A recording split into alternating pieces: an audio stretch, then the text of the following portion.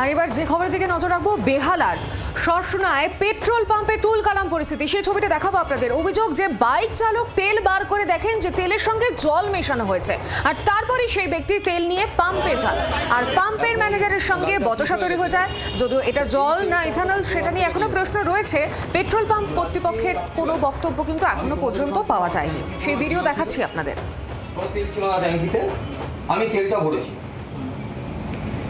ঠিক আছে, কেউ তেল বলবেন না, তেলের তো গাড়ি ঠিক হয়ে যাচ্ছে, আমার গাড়ি ঠিক হয়েছে, দোকানে নিয়ে গেছি, তেলের তো জল ভর্তি।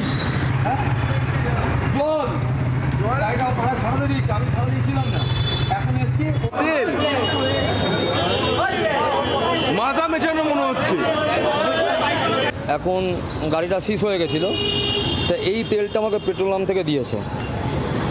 কালকে রাত্রিবেলা আমি তোমাদের এখান থেকে, আমার ট্যাঙ্কি পুরো জিরো ছিল, কোনো তেল ছিল না। আরো বিস্তারিত জানবো গোটা বিষয় নিয়ে টেলিফোন লাইনে রয়েছেন আমাদের প্রতিনিধি সন্দীপ প্রামাণিক। সন্দীপ, কি জানা যাচ্ছে? যে বাইক চালক তিনি কি বলছেন, এর পাশাপাশি পেট্রোল পাম্পের কর্তৃপক্ষের তরফ থেকে কি জানা যাচ্ছে?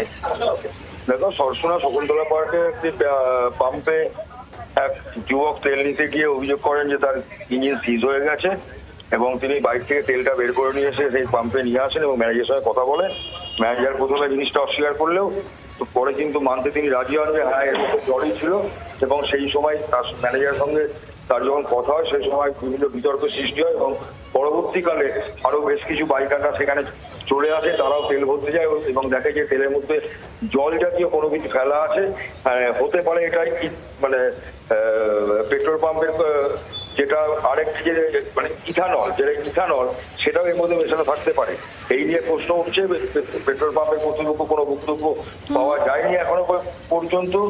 এই ওখানে যে রীতিমতো ছোটখাটো একটা অ্যালিগেশনের সৃষ্টি হয়, সেই সময় সরসনা থানা পুলিশ এসে আয়ত্তে আনে এবং পাম্পটিকে বন্ধ করে দেয়।